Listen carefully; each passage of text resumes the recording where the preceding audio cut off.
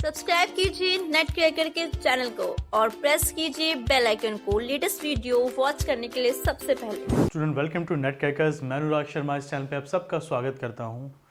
Student UGC net का exam conduct हो चुका है और अब हम आने वाले एग्ज़ाम की प्रिपरेशन की तरफ आगे बढ़ने जा रहे हैं और ऐसे में बहुत ज़रूरी है कि वो सभी बच्चे जो 2022 में पहली बार यूजीसी नेट के एग्ज़ाम के लिए अपेयर होंगे वो इस एग्ज़ाम को समझें, इसके पैटर्न्स को समझें और ये समझें कि किस तरीके से एक सही समय में आप इस एग्ज़ाम के सिलेबस को पूरा कर सकते हैं।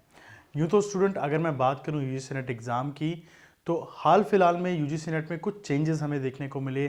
जैसे कि सबसे पहला चेंज 2019 में आया जब एग्ज़ाम के सिलेबस को पूरी तरीके से बदल दिया गया और उसके बाद दूसरा चेंज आया जब एग्ज़ाम का जो तरीका था, मोड ऑफ कंडक्ट था, उसको बदला गया और ऑफलाइन से ये एग्ज़ाम ऑनलाइन एग्ज़ाम की फॉर्म में आ गया।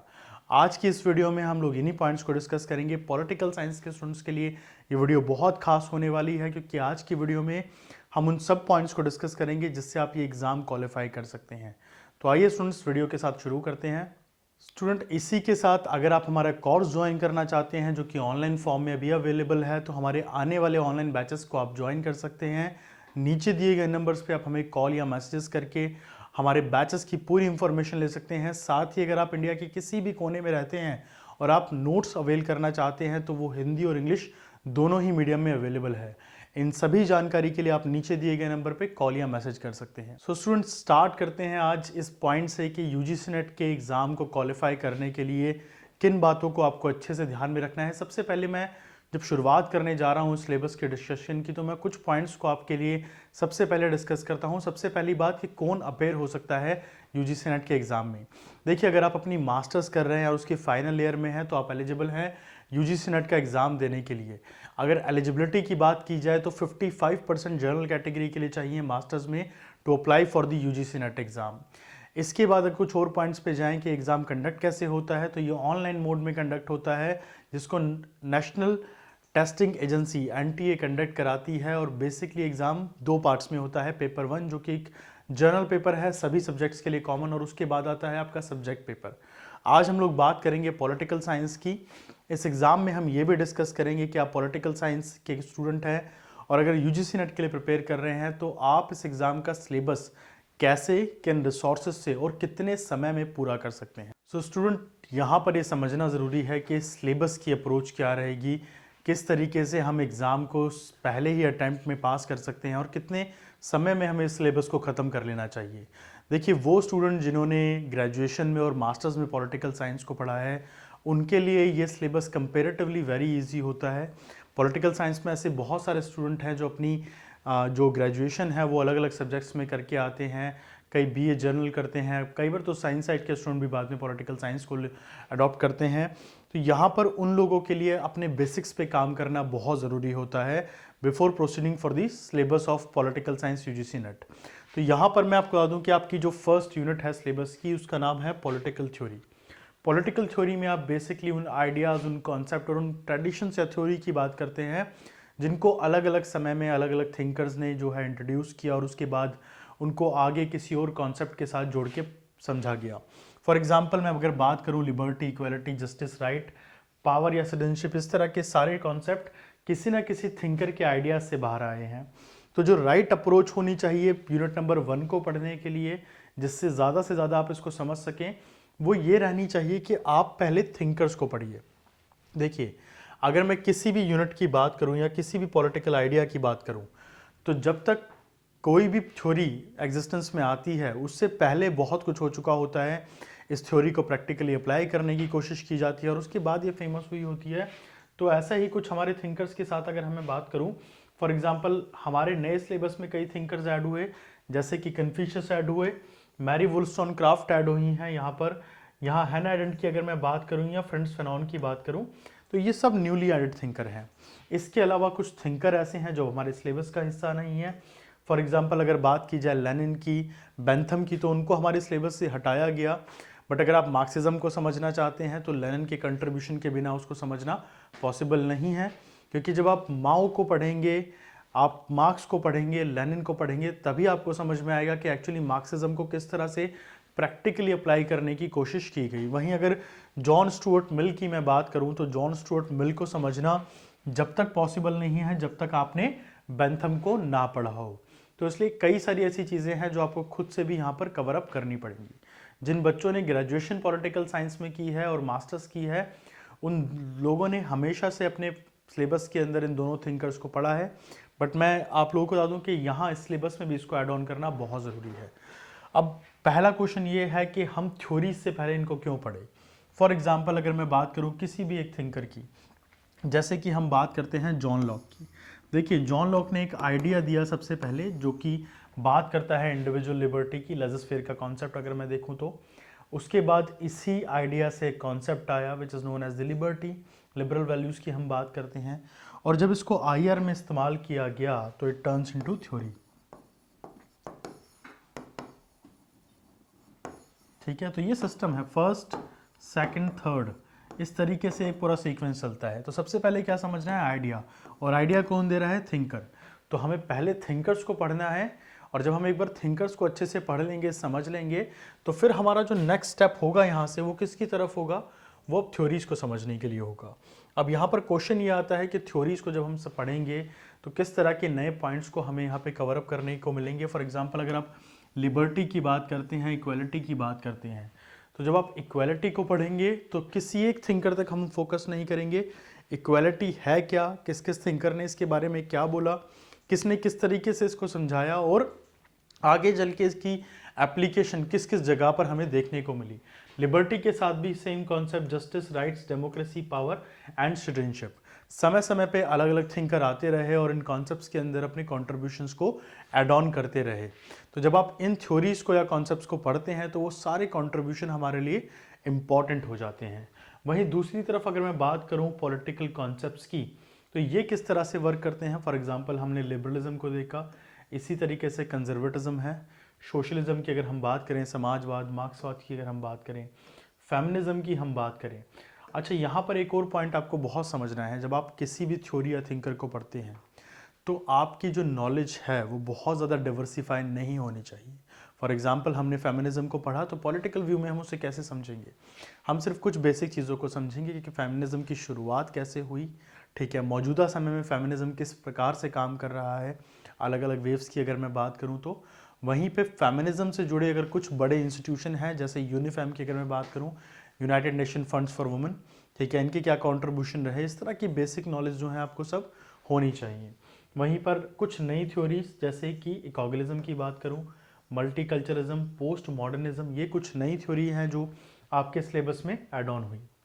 देखिए, आप जब इन दो यूनिट्स की बात करते हैं, स्पेशली अगर मैं बात करूं यूनिट नंबर 2 और यूनिट नंबर 1 की, तो ये दो थ्योरी और कॉन्सेप्ट्स और थिंकर्स की जो यूनिट है, ये पॉलिटिकल साइंस के सिलेबस में सबसे इंपॉर्टेंट पार्ट आप कह सकते हैं। बिकॉज जब तक ये दो यूनिट की स्ट्रॉन्ग नॉलेज आपको नहीं होगी, जब तक आगे की यूनिट्स में बढ़ने का कोई फ़ायदा नहीं है।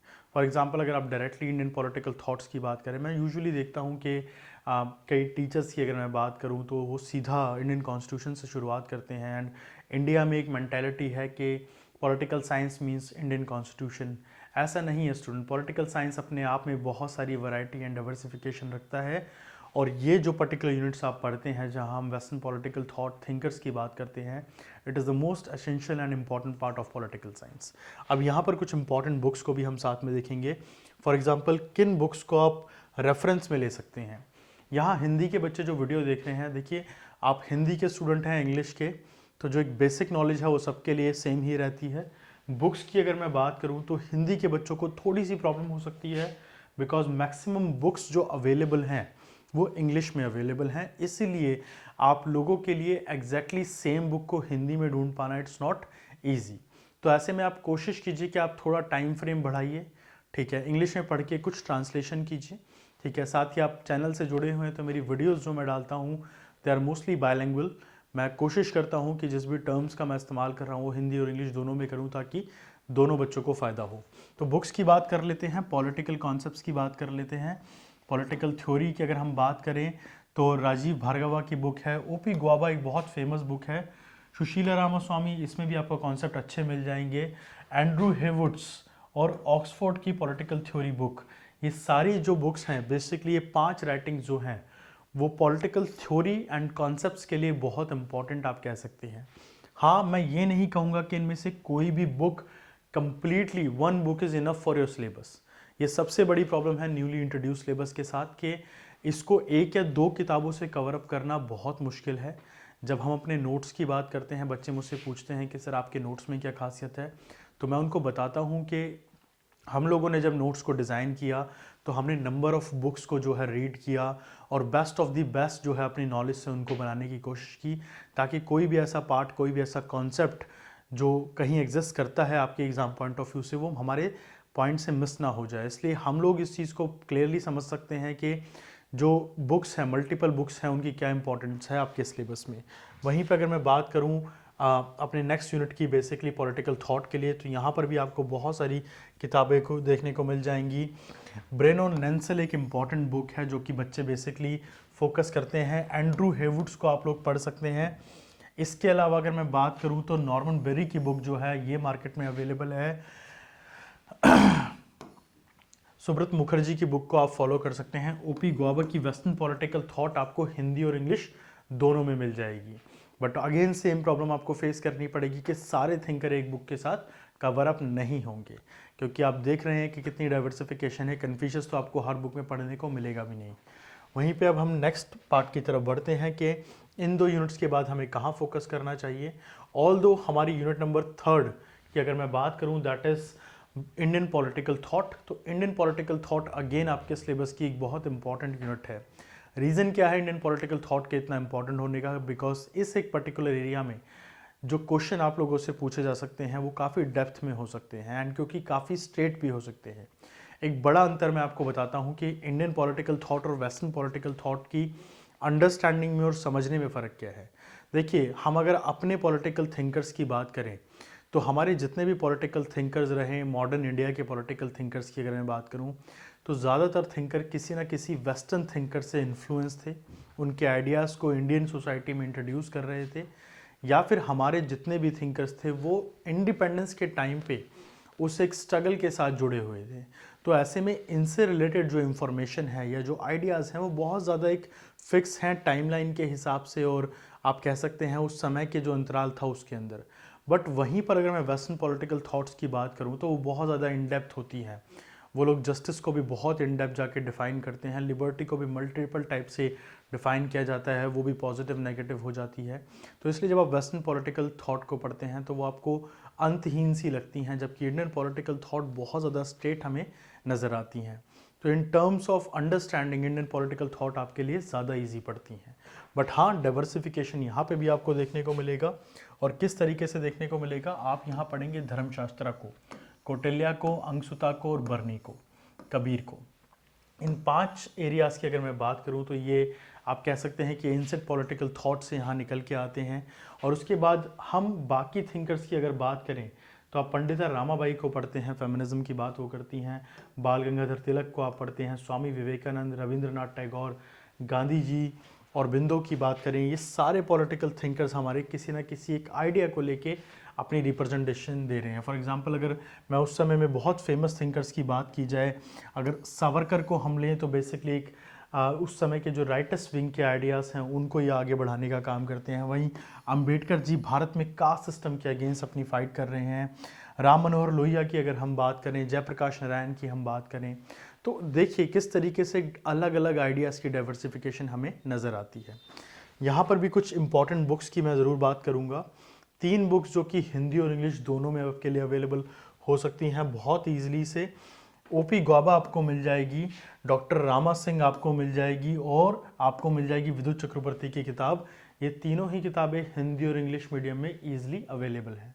अगर आप इंडियन पॉलिटिकल थॉट को पढ़ रहे हैं तो आप इन 3 बुक को डेफिनेटली कंसिडरेशन में रख सकते हैं। देखिए, इसके बाद हम आते हैं अपनी यूनिट नंबर 4 की तरफ। अब बच्चे ये जानना चाहते हैं कि सर कंपेरेटिव पॉलिटिक्स किस तरीके से पढ़ी जा सकती है और किस तरीके से समझी जा सकती है। तो देखिए, कंपेरेटिव पॉलिटिक्स की जब हम बात करते हैं तो अगर प्रैक्टिकली इसको समझा जाए तो इस यूनिट का शायद हमें सबसे लास्ट में पढ़ना चाहिए। क्यों सबसे लास्ट में पढ़ना चाहिए? क्योंकि इस यूनिट को पढ़ने के लिए ये बहुत ज़रूरी है कि आपको उन सभी कोर एरियाज़ की इंफॉर्मेशन हो या जानकारी हो। बिकॉज कंपैरिजन तभी हो सकती है जब आपकी नॉलेज कंप्लीट हो। विदाउट नॉलेज आप कंपैरिजन नहीं कर सकते। अगर ऑब्जेक्ट ए और बी के बीच में ऑब्जेक्ट ए की क्या खासियत है और ऑब्जेक्ट बी की क्या खासियत है, ये आपको नहीं पता तो there is no point to compare them.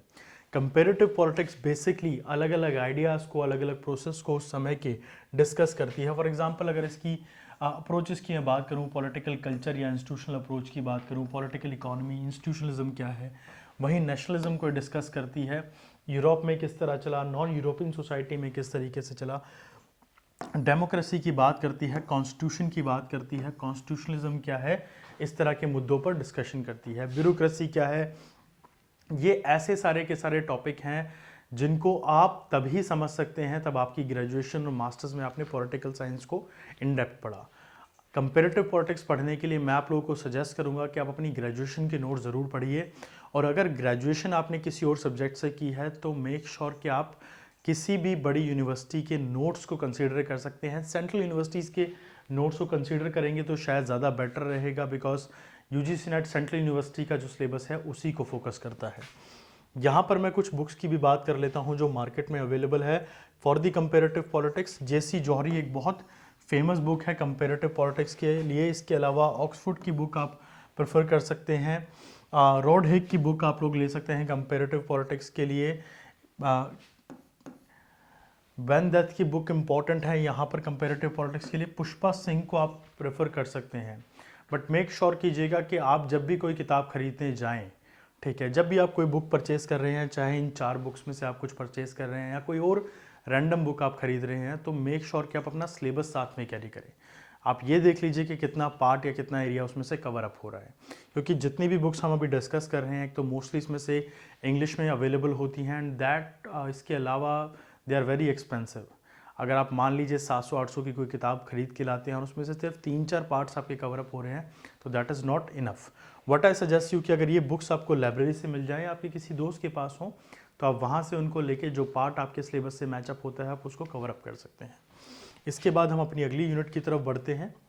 हमारी अगली यूनिट बहुत इंपॉर्टेंट है, जो कि इंटरनेशनल रिलेशन की यूनिट है। बट इस यूनिट के साथ आप एक काम ज़रूर कीजिएगा, जब आप यूनिट नंबर 1 को फोकस करेंगे, कॉन्सेप्ट एंड थ्योरी को, तो वहीं पर आप इस पार्ट को, ये पर्टिकुलरली हमारा जो पार्ट है जहां हम अलग अलग चीज़ों को पढ़ रहे हैं in terms of theory and concepts की अगर मैं बात करूं, तो आप इसको ऐड ऑन कर सकते हैं। फॉर एग्जांपल वहां आपने मार्क्सिज्म को पढ़ा, यहाँ पर मार्क्सिज्म स्ट्रक्चरल मार्क्सिज्म हो गई, लिबरलिज्म नियो लिबरलिज्म हो गई, रियलिज्म नियो रियलिज्म हो गई, जिसको आपने नव यथार्थवाद या नव उदारवाद का एग्जाम्पल के तौर पर देखूँ मैं, ठीक है, critical international theories, feminism, post modernism, ये सब हमने यूनिट नंबर 1 में पढ़ा था। उन्हीं का एक तरह से आप कह सकते हैं एक्सटेंशन जो है, जब ये इंटरनेशनल रिलेशंस में इस्तेमाल होता है उसको आप पढ़ते हैं।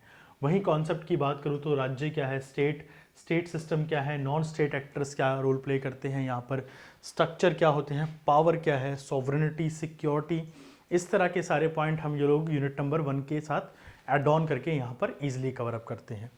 बाकी टॉपिक्स की अगर मैं बात करूँ तो करंट अफेयर का बहुत इंपॉर्टेंट रोल रहता है, बिकॉज आप यहाँ पर पढ़ते हैं अलग अलग तरह के इंस्टीट्यूशन को, ब्रेटन वुड सिस्टम क्या है, G20 की बात करूँ, ब्रिक्स की बात करूँ, WTO की बात करूँ, नॉर्थ साउथ डायलॉग की बात करूँ, तो यहाँ पर करंट अफेयर का बहुत इंपॉर्टेंट रोल रहता है।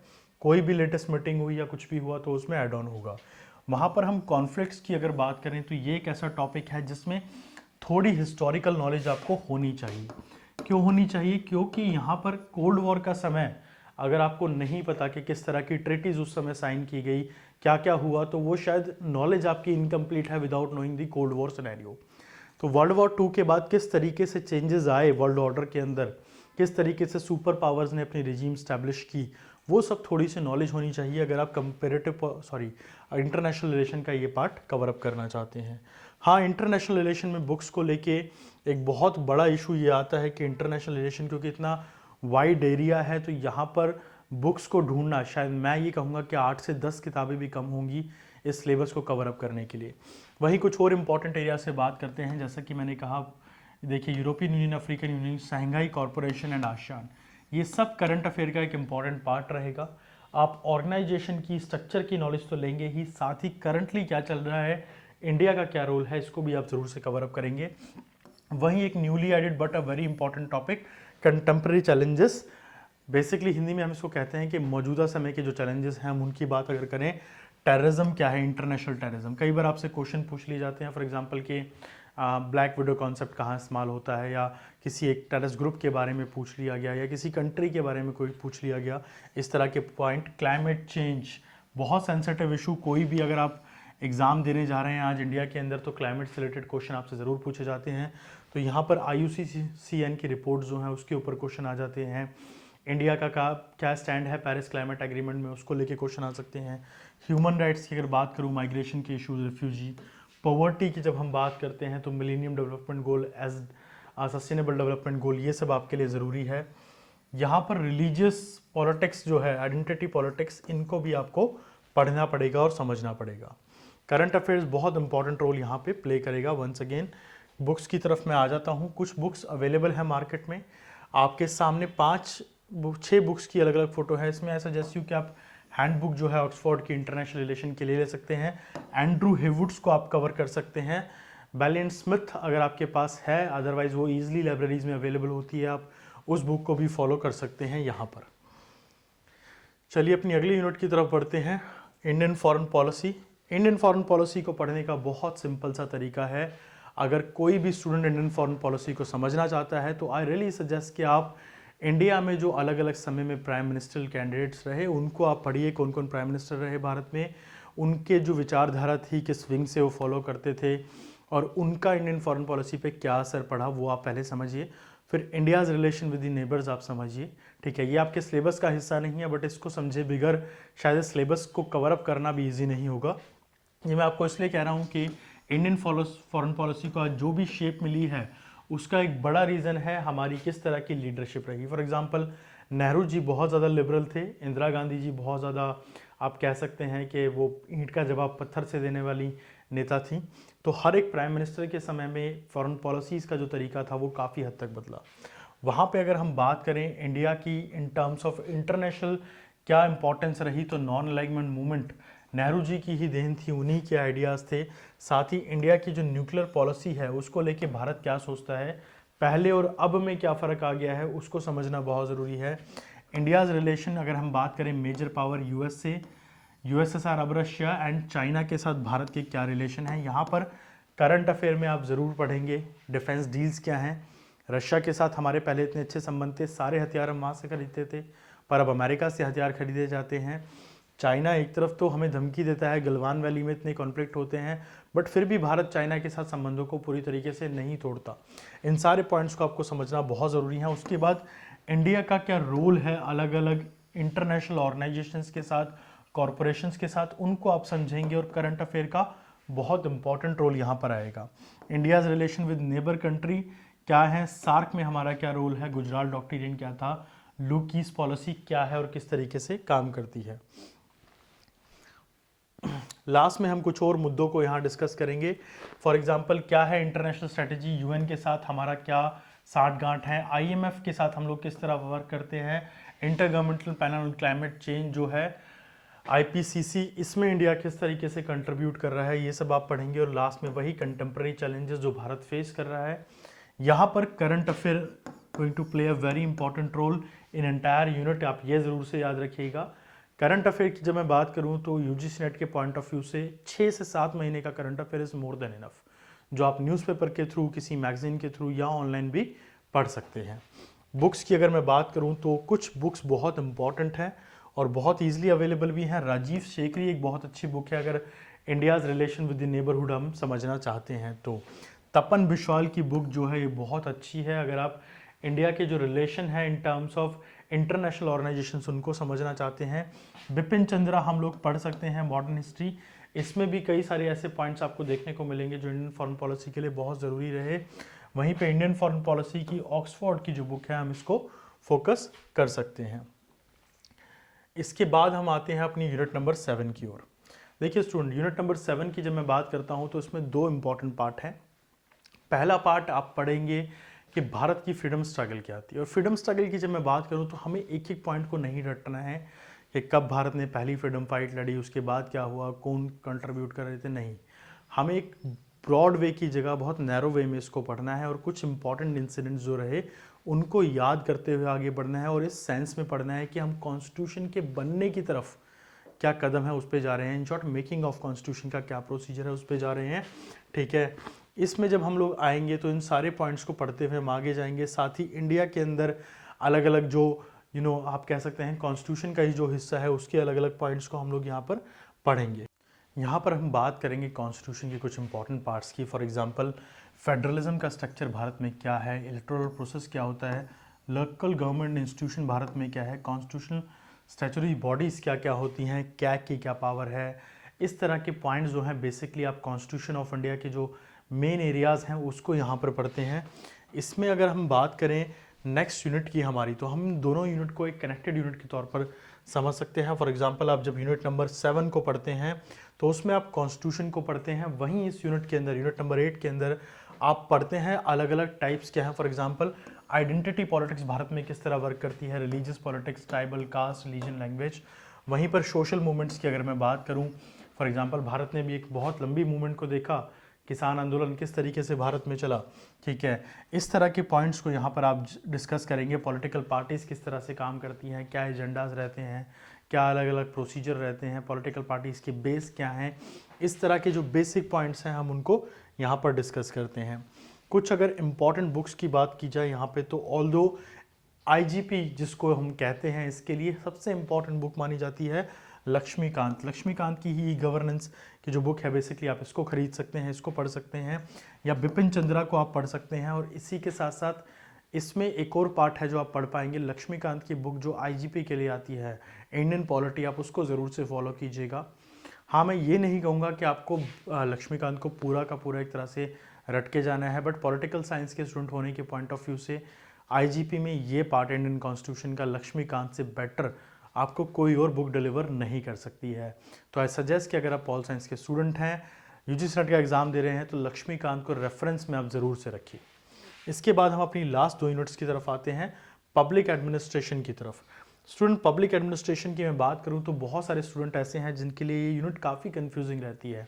इसकी एक बड़ी वजह यह है कि पब्लिक एडमिनिस्ट्रेशन बहुत थ्योरेटिकल यूनिट होती है, चाहे इसकी अप्रोचेस की बात की जाए, थ्योरीज़ की बात की जाए, या फिर उन थिंकर्स की बात की जाए जो इसका पार्ट है। हम में से बहुत सारे स्टूडेंट ये नहीं जानते हैं कि पब्लिक एडमिनिस्ट्रेशन के मोस्टली जितने भी थिंकर्स हैं वो सारे के सारे या तो किसी मैनेजरल बैकग्राउंड से आते हैं, एकेडमिशियन कम है।